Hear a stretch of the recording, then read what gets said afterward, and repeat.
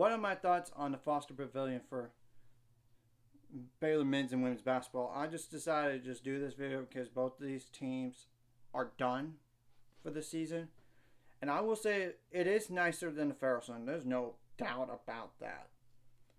And it's an upgrade with all the bells and whistles. And I know the attendance shrunk from 10,000 something to 7,500 if you include standing room. And there's really no bad seat in the house. There really isn't. You feel closer to the court. And I know it's steep walking up the stairs, but there's a handrail, and even walking down the stairs is a little steep too. And I use the handrails this year, and I use them in general just to help myself walk. And you gotta take in all the experience, like when you first walk, of course, through metal detectors, scan your ticket and everything, and of course they have Wi-Fi. There is a Baylor store on that first floor. If you want to check some things out, it's over there. But there is an escalator to go up a level. Of course, there's an elevator if you really need it. I mean, it's on that same floor if you needed to go on the way up. And of course, I know there's elevators in general because you gotta accommodate. And I will say that elevators at times have their issues, or couldn't. It's broken, or you can't really use it. So I'm just telling the truth about that, and they do need to fix all that stuff. And I know not everything was finished, but they're going to finish in the off season, and the camera angle is going to be improved. That's what Mac Roach said. I mean, when you walk all the way up to use the escalator, you gotta check everything out on that level first before you get to your seat. Make sure you have enough time, because it's really nice. I mean, first of all, there's a national championship floor. Floors in at least two of them, and there's photos of the national championship, and there's a lot of options for eating as well. And I know the prices are kind of up there, but it's convenience and all this. I'm just telling the truth. And there's multiple things. So, but if you're going to get a glass, I will say, or a Baylor cup, a cup that you want to refill, it's a certain price. But if it's just like just one drink and no refill, it's a lower price. And you got to scan, first of all, on the machine, to checking out on getting some stuff. It's really simple.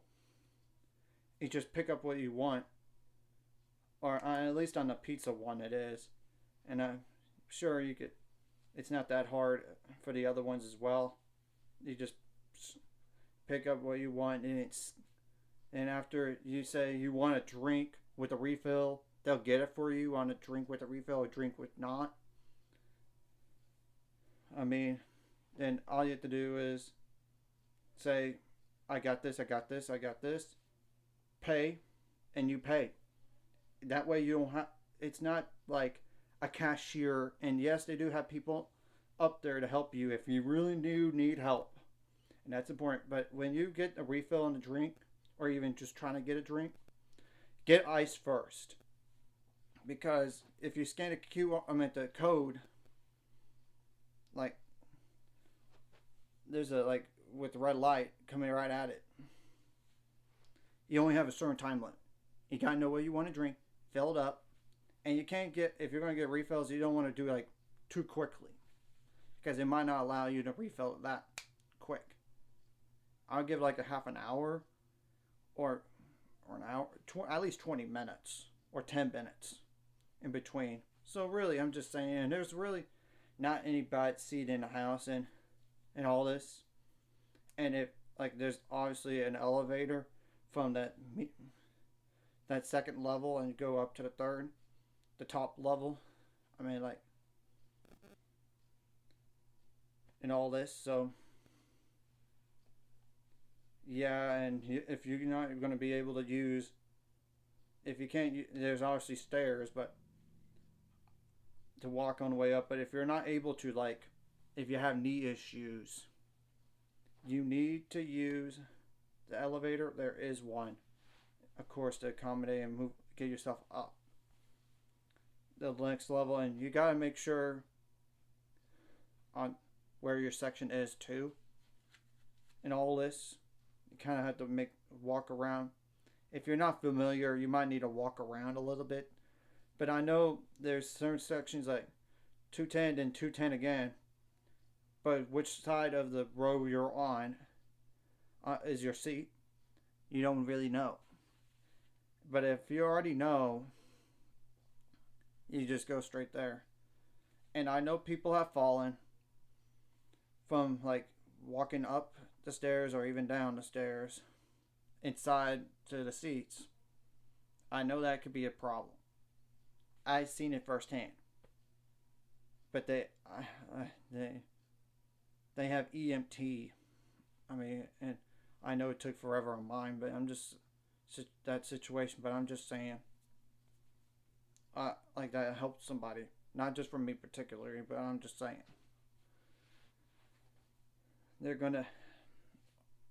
they honestly need to know that in advance. And really, when you look at the floor, it's really nice, and there is like scoreboards on both ends. It's not like a middle one like the Farrell Center has. I know it's not. It's not that. Oh no. It's different, and they have national championship banners one way, and now they have Brittany Griner's jersey at the opposite side. But still, I mean, for women's games at least. Maybe they're going to show that for the men. I don't know. Going into next year. So yeah, it's really. And I know the student section got cut from Farrell Center to this. I know it did. But we were not, Baylor was not filling up the Farrell Center consistently enough when you look at the numbers for the last 10 years. I mean, there's anomaly games like Texas, both men's and women's basketball. Kansas in men's basketball, UConn in women's basketball. That's just naming a few examples. Or right there, it's the truth.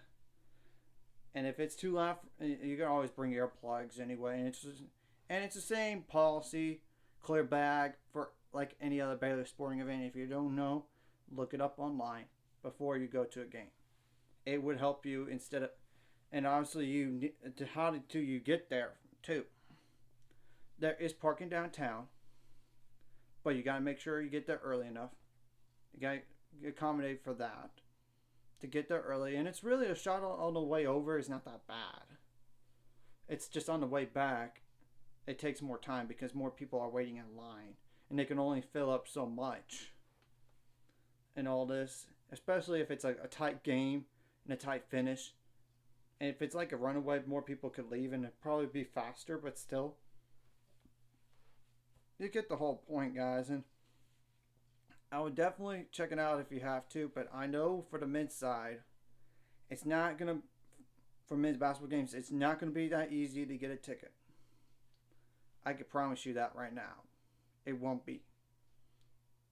But the women, that's more realistic. And I know for the men, there have been games where it's standing room only, but I'm just telling the truth about that realistically. But the women, it's more realistic because $20 a ticket. I mean, that's not as much when compared to the men's side.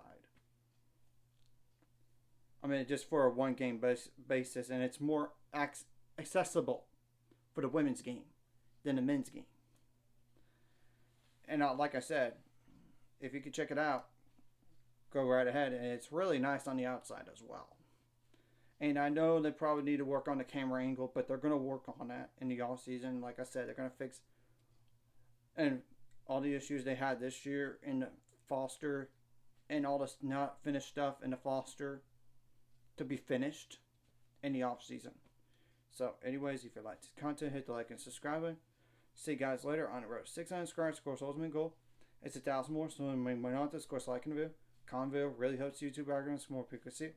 Sharing the videos up as well so more people can watch. And if you're watching and not subscribe, hit subscribe button, hit the notification bell as well.